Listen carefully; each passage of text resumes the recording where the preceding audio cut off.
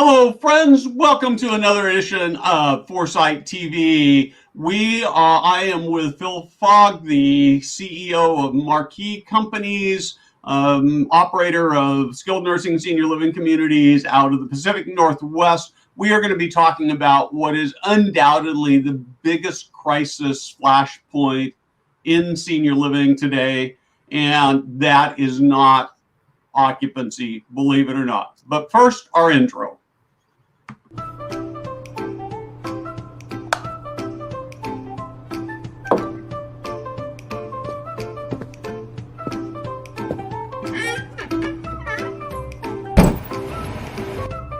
Hey guys, Steve Moran here.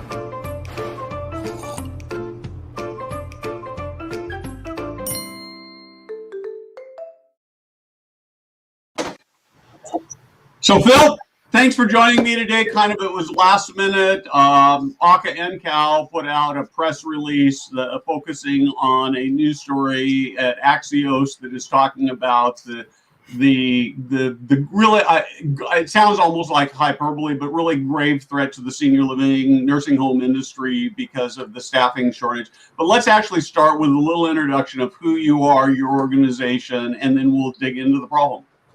Well, thank you for having me, Steve. I'm Phil Fogg. I'm the CEO of Marquis Companies. We're a provider of skilled assisted and independent living services. We also are pharmacy and rehab providers. We own our own iSNP. We do our own physician and advanced practice clinician services, just a very diversified organization. But all of our services are centered around helping people live the best rest of their life, and specifically individuals who are at some level of aging decline. Right. So a great company, great reputation. You've been, you may or may not know, talking to the audience, that AHCA NCAL has been working very closely to create some legislation, to advance some legislation to provide some relief on the staffing challenge particularly for skilled nursing, but really all of senior living. So let's actually start and talk about what the crisis looks like. There was a Wall Street Journal article today. Maybe I can hold it up here. I always have a hard time doing this. Jobless claims.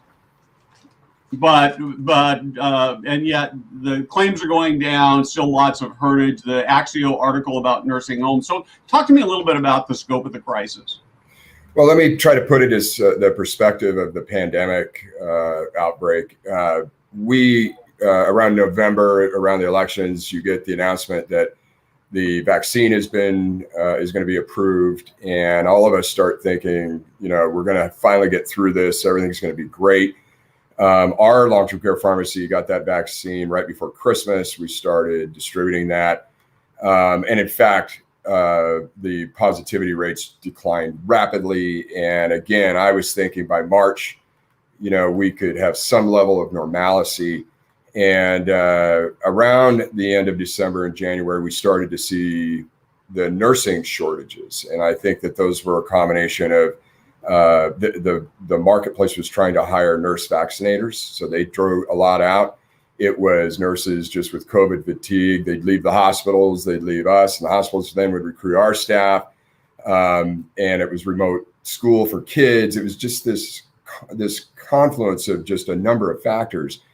But then right after that, we started to see staff people who had wages, $22 an hour or less, who we were having a hard time recruiting that population. And I think that's probably more a function of the unemployment benefits, the enhanced unemployment benefits. And on a large scale, what I'd say is that everything going back to normal, that feeling hasn't been felt by any provider in America because they've just been dealing with staffing shortages. And those staffing shortages are now slowing our rate of recovery because we can't take occupancy. I talk to providers all across America who are on some level of admission holds because they do not have the staff to take care of their residents or patients.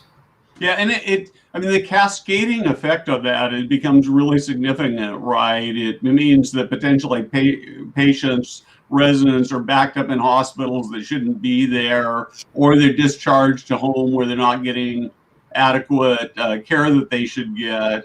And so we're really talking about hurting people's lives, and it sort of hard sometimes to talk about money issues, but it would seem like it has the potential to really impair the viability, the financial viability of operators. And ultimately that doesn't mean just somebody going broke. It means not having places for people to go on a long-term basis. Yeah. So the first issue that you were noting is access. So again, a labor shortage is going to create access challenges, and that could drive unnecessary costs into the healthcare delivery system. But the second issue is even more critical to providers, and that is that we are seeing rapidly inflating wages. And the challenges are for especially states with Medicaid systems that don't capture inflation in costs quickly or never. It's a very dangerous environment where you see wages inflate 10 to 20%, and yet you've got to have the staff or you won't be able to fulfill your mission and or services. And so you're going to have to bring your wages up. You won't be a sustainable entity. And yet you do so at the peril of not having a viable or sustainable economic model, if that makes sense. Yep. And it right on the tail of the damaging economics from the pandemic outbreak. And so, like I said, it's this double-edged sword that we've had. And at a psychological level, I feel like the operations teams across America just haven't been able to really take a deep breath and relax because we've had this issue come right on the tail of the pandemic outbreak. So do you want to talk a little bit about what AHCA, what the industry is really doing because it's not just AHCA, I know Leading Age in particular has also gotten really involved in trying to advance some legislation that would provide at least some relief. Can you talk a little bit about what that is? Sure. I think it was about October of last year when we really decided, look, we can't just have the Hill dictate what's going to happen to our profession in a post-pandemic world. And that we needed to gather not only the information to draw insights into what happened, but more than that is we needed to be proactive with reform proposals.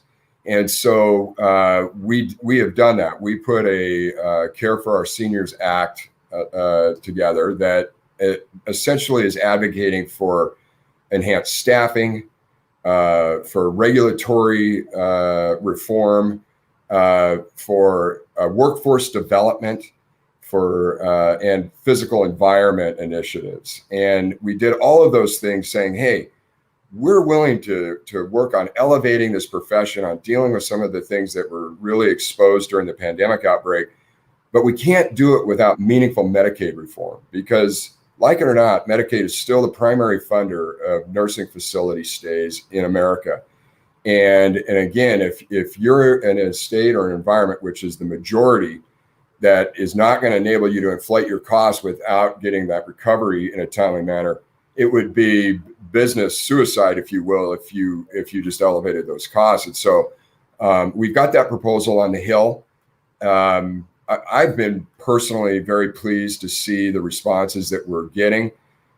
Senate Finance Chairman Wyden, who happens to be from my state, has been very sensitive to why we as a profession need to have meaningful Medicaid reform in order to be yeses on quality reforms. And I think we're going in a real positive direction right now. We're certainly not in the end zone, but I feel like we're making progress down the field.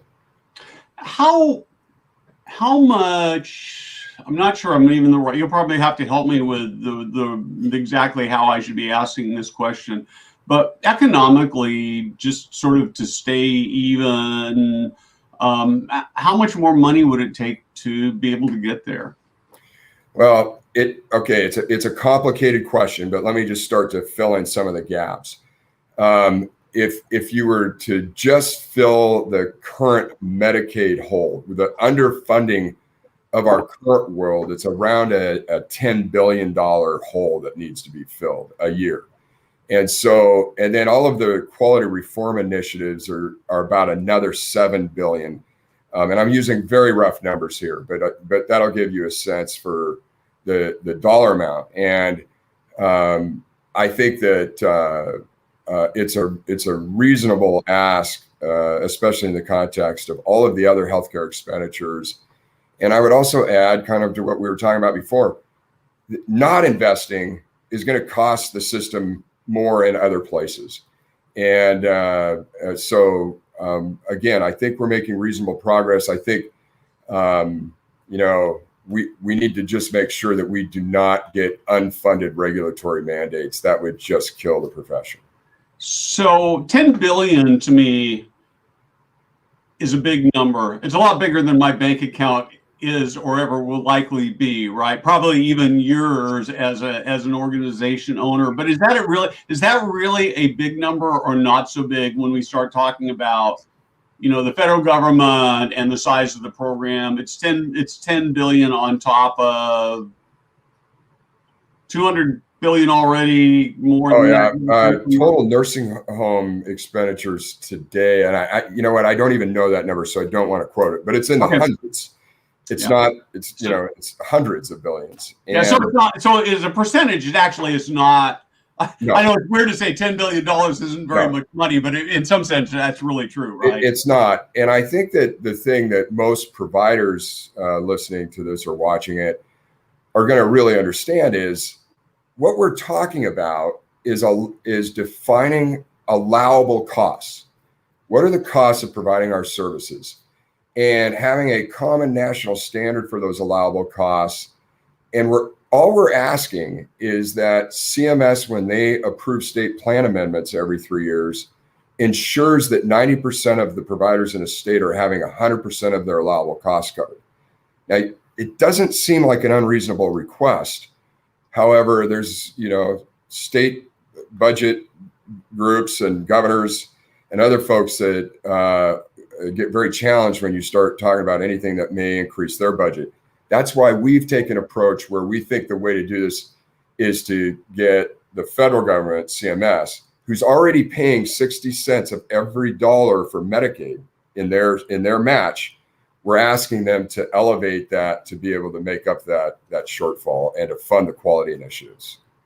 So I think there are two other questions sort of related to this I'd like to have you talk about. The first is that if the initiative allows the industry to stay even with, not necessarily even, inflation is probably not the right term, but with wage inflation, I guess my sense is that's hardly good enough. And so I want to start with that. Let me actually broaden that question a little bit. So one of the things I've written about and I tend to believe is that, the quality in many nursing homes is not what it should be. And part of that is related to not paying enough to necessarily get the very best people to do that. You might want, and I'm certainly willing to have you debate whether I've got that wrong, but it just seems to me if we actually had higher pay rates above sort of just matching the inflation, we'd actually be able to provide better care and maybe ultimately reduce costs to the system. Well, you're right, Steve. And you're talking about your first big issue is, what is quality of care and what is the cost of quality of care? I have to tell you that there's a crawl, walk, run here. And the crawl is let's just get current cost funded. Yeah. The walk is let's enable a system that will capture inflation. And then the run would be, let's try to figure out what we really want the care delivery model to be. And but let me put it on a practical level. I think that's really clear to providers, which is we sit in healthcare communities and we're in an environment where in a best case scenario, the inflation and costs that we get are going to get covered a year later. In states that we have states that haven't rebased for 10 years. Wow. So they haven't been able to capture the true inflation in their states. So now we're competing against hospitals who can inflate their wages in March And by September, they will have passed the additional costs through to their commercial payer plans, which, by the way, if you're the employer, you're paying for that for your employee health programs. It's a little bit hard, if that makes sense. It's a little bit hard for me to see, 6 to 15% cost inflation on my employee health plan, and yet we're constrained by small rate increases and rate increases that may not even be capturing that year's inflation. I would tell you that based on what we're seeing in the marketplace, we're going to see 10 to 15% labor cost inflation across America. And my hope is that we'll see the enhanced unemployment benefits go away in September. And again, some of these states that are stopping it earlier are going to be predictive to what we may see in the states. I happen to be in a blue state. It's very unlikely that those unemployment benefits are going to be stopped before September 4th deadline. Right. And so we'll be able to get some sense for what that's going to do, and if we're going to see the labor market soften again. So I want to make sure we hit this part of it as an operator. Actually, I want to just a couple of folks have asked in the comments if they can get a link to the recording. It will live essentially forever on LinkedIn. Not the best place to get it, but you can go to the Senior Living Foresight YouTube channel. That'll be the easiest place to access it on an ongoing basis. It'll be easier to find in there. So just if you're looking for it, LinkedIn, short term, YouTube, be easy to find for any time that this is likely to still be meaningful to you. So what is the dire, let's assume this doesn't happen. Let's assume the government says, forget it, we don't really care. Just, it's going to stay what happened. What's going to happen with that? What does that mean? If we do not get Medicaid reform, I think you live in a constant world where your ability to provide quality services just is constrained economically. And at some point it's just unsustainable, whether it's wage inflation or again, these unfunded regulatory mandates. It just gets too hard for the providers. And I would tell you what's really worrying right now is I'm not aware. I mean, we've seen 3.7% unemployment before, and that's when things get really tough. Historically, we've seen, if it's above 6% unemployment, as a provider, we can still recruit. The time to fill roles is not terrible. You start dropping below 6%, the pain factor starts getting worse and worse and worse, and you get to 4%, and it's really hard. Now, one of the challenges, but that workforce shortage is the worst I've ever seen it. And while the public unemployment numbers are like 5.7% nationally, remember that in the Obama administration, they stopped putting people who were not looking for positions into those unemployment numbers. So, we don't know what the unemployment numbers are. They might be 15%. They could be 20% unemployment right now. And we really don't know, and we won't know until that September time period where those folks come back into the workforce. My point being, though, we've never seen wage inflation pressures like we are seeing today. And so we've never seen what the potential negative impact could be like what's going on right now. So one of the things that I've spent a lot of time thinking about is, let's assume for a minute that this legislative package gets approved so we can keep up with the costs. What does that do to the private pay, senior living, independent living, assisted living, memory care marketplace where there's no real government assistance because it would seem like it's going to hit there as well? And you have some of both, right? Yeah, we do. And it clearly could have an inflationary effect on that population. Elevating the Medicaid rates in of themselves is not elevating the private rates. It's the inflation things that are elevating. And what happens today, Steve, is that the private pays knowingly or unknowingly, especially in a world where there's a facility that's both Medicaid and private, they're already funding a disproportionate part of the underfunding of the Medicaid system. And so if you were to elevate the Medicaid system, you actually potentially reduce the burden to the private side in what they're having to underfund. Oh, that makes sense. I hadn't really thought about it that way.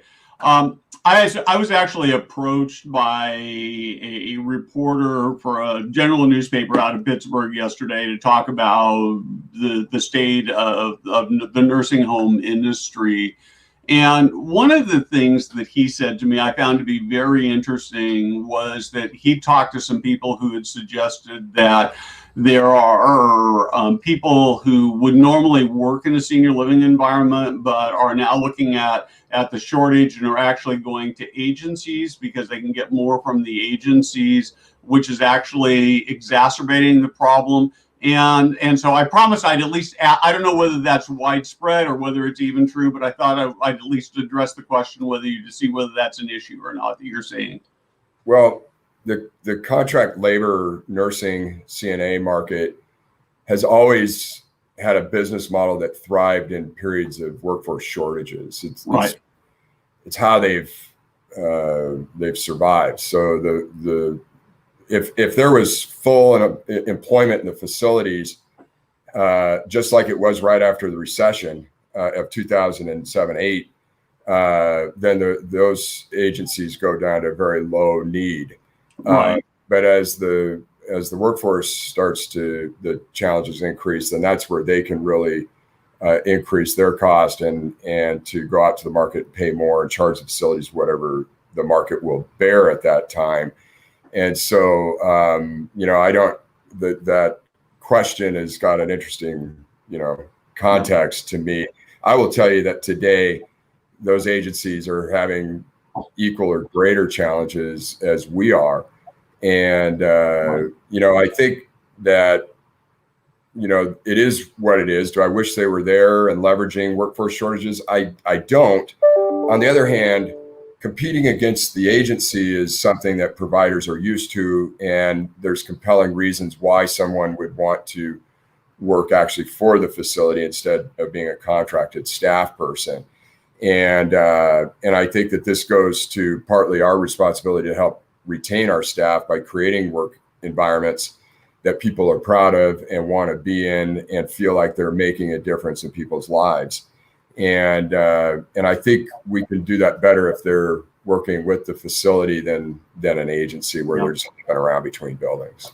So I want to come back to this. How do you make the workplace more compelling? And I know that you and your organization, one of the organizations that really has done a lot in that area. But before I do that, so we don't miss it in time, from an operator standpoint, from somebody who's working in the industry, what can we do to help bring additional pressure to Washington to do something about this? Yeah. The real key is to target the legislators who are on what we call committees of jurisdiction. And so Senate Finance, the House Energy and Commerce, the health subcommittees in both chambers. If you live in a state who has one of your state members is serving on those, heavy engagement, heavy communication, lobbying is one part, but it also includes being very intentional with our political contributions, because like it or not, that's how we get a voice on the Hill. You just got to have it. But our mission is pure. What we're trying to do is pure, and so, but we've got to be able to get the ears of the Hill, and we've got to be able to then have good policy messages for those individuals and those committees of jurisdiction. And I think that's one of the things AHCA has done a brilliant job of this year. And by the way, you mentioned leading age. I was very proud that took them like 24 hours to get their board approval to support the Care for Our Seniors Act. And I don't know that I've ever seen that happen with leading age, in my lifetime. And so I was very proud to be a part of something where we were able to get their support so quickly. And by the way, and that really is helpful to have all of the professional trade associations that represent our profession to get engaged. Yeah, and I do know that Argentum is doing some work on the legislative side as well. My sense is that a lot of what this particular bill has in it will not have as big an impact on them. Maybe I'm wrong about that, but that's my sense. But overall, it elevates the industry, and so I think that if I could beg everybody watching this, both live and through the next week as you're still watching this, to do one thing, it would be to put, as soon as it's over, if you're watching it live or if you're watching it as a recording, to put it on pause, go find your local state and your local representative, federal representatives and state senators. Ideally, it's better if they're part of the committee, but really any pressure would make a big difference in terms of helping to advance this. And it's good for the industry, and more importantly, it's actually good for older people who kind of have been getting the short end of the stick from the government. So is there within this, is there any sense one of the things, of course, we know is that the regulatory environment for nursing homes in particular has added a lot to cost without necessarily impacting care, maybe even being negative to care because it's so prescriptive. Do you see the relief in that area as well? Steve, I wish I could say I did. I have more optimism that we're going to accomplish our Care for Our Senior Act initiatives, but within that does establish some regulatory reform initiatives to change how the surveys are managed. And what's being done is not working, and we're in the definition of insanity here. Yep. And I think we all see it as providers, but it's very hard for the state surveyors and CMS to understand that I think they're just ingrained in this historical process, and it's very hard for them to even consider the idea that there could be a better way. And I think from my perspective, I know 5-star gets a lot of judgment these days, but I'm a fan of 5-star because it was transparent. And it enabled providers for the first time to have comparative information and had a measuring score that enabled us to say, look, if quality is important to you, if this outcome is important to you for whatever reason, whether it's because it's one of the pay for performance indicators, or it's published on a public level, or hospital health systems, look at it, you can go change these outcomes and you can be intentional about it.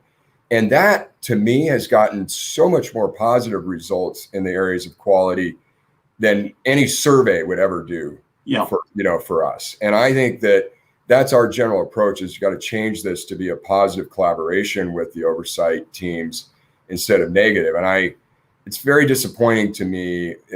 I'm hearing again on a national level that you've got survey teams that were at home almost during the entire pandemic. And now they come out in February after the vaccines have been delivered and they start surveying again. And now they've got almost a year of self-reported complaint surveys, unself-reported, and they're just going in and hammering facilities. It's just unfair. And unless they had been in the four walls of the facility during this terrible time, to try to go back and judge providers it's hard. It's painful. Well, it is. So I belong to a Facebook group called Caregivers for Compromise. And this is a group of mostly family members, some residents who are disgruntled with some good reason for what's happened during the pandemic. But I think the thing that gets missed is so much of the things that they feel grumpy about are things that are really regulatory and have nothing to do with operators who are really caught in this terrible gap of, keeping residents safe, following the rules and then trying to, meet the psychosocial needs of both residents and families. Terrible position for you as operators to be in. And the one thing I can say for 100% sure is that I'm not going to say I've never met a operator that I didn't think was sleazy and terrible. But honestly, it's been one or two across the nation. Most people are doing the very best they can, trying to do the very best care. So, and again, I think that's one of the problems with our regulatory system is it focuses on the very small percentage of potentially bad actors at the expense of all the people that are just trying to be the best they can and to consistently improve. And Steve, on a personal level, there were so many painful and challenging things during the pandemic for everyone. But where you were going, that the disconnecting of the families and the friends from the residents, not only the isolation side, but as a provider, if you take tremendous pride in not only your 5-star scores, but the relationships that you have with your families and the friends of your residents, to be disconnected caused or perception issues and caused relational issues that we had never experienced before, and especially short-term post-acute care stays where you just had never met the family. Whereas, your long-term living residents, at least, the administrators and the staff and the facilities, they knew them and they understood who they were. And but that was an incredibly challenging part of this journey. Yeah. So I want to, we're really out of time, but I actually want to hit very briefly one other topic that's not directly related to the regulatory, but you talked about making working in senior living a great place to do. Can you just talk about how you approach that philosophically and some of the things you're doing to make your workplace appealing to both your employees that you've got and people who are potential employees? Yeah, very briefly, I think it was Atul Gawande. I think I've told you this before, that reading Being Mortal kind of really caused me to realize that we serve a population of people at various stages of aging decline. And that our real mission is to help people live the best rest of their lives, no matter, again, if that's 5 years, 5 days, 5 hours. And that all of the people within the facilities are champions of each person's journey that we are serving. And I think when we were able to move to that philosophy and that mission, I can make bookkeepers and accounting people and housekeeping and laundry people. They are all champions, and they can be all a part of helping anyone live the best rest of their lives. It's maybe in different ways than a therapist or a nurse or a CNA, but everybody can. And I think that the key is for us as providers and leaders is to help people understand what they're doing is so meaningful and so purposeful, and so much better than if they were at McDonald's or Burger King, or some of the options that some of our entry-level staff have. Is it as easy? Not always. In fact, it can be hard. It can be emotionally, physically challenging. But again, if you go back into a life and you look at a retirement age and you say, what will I wish I had done? The meaning and purpose gained from doing what we do is, I don't regret one moment, 1 minute, 1 second of my life in this profession. And I think that's what we've got to get across, better as leaders to our teams. I'm sorry, that wasn't as short as you wanted to. No, that you're are you kidding? That you're preaching my song, my sermon. In my little organization, we do a weekly Zoom call together. We're all virtual, so we were Zoom before, we'll be Zoom after. And I remind my team every week about how we are making the industry better, about how because we exist, the industry is better. And I will confess to you that sometimes I sit back and I think, doesn't that sound a little bit hokey that I'm just doing it over and over again? But first off, it's true. And second off, we all need to be reminded of that. And I'm afraid too often in our industry, we get busy, we think it sounds stupid, and yet it's like manna for the soul to remind people that we're not just, as you said, we're not just a bookkeeper, we're not just a housekeeper, but we're changing people's lives. And so that is it. And I think that when we have this mentality that we're all about, that we're better equipped to give older people the last years, the last months, the last weeks, the last days of their lives, we will transform how the whole nation thinks about aging. And so what you're saying is just completely right on. So, thank you. Anyway, Phil, thank you so much. We're way past out of time. Thank you for those of you who are watching. Now that we're done, go get on the internet, send an email to your favorite or even your least liked politician and ask them to make this happen. Give our older people the respect they need. And again, I want to thank AHCA NCAL for setting this up for us. So we'll be back next week. We've got some great guests coming up. I actually want to tell you about one, Phil, before I leave. And there's a professor who's written a book called Good Job Strategy. And the whole book is about how to make frontline employees, not in the care sector, but about how to make them love their jobs, how to pay them more money, and how to be more profitable. And so I would really encourage you to watch that at the end of the month. So anyway, thank you very much. And with that, we're going to sign off.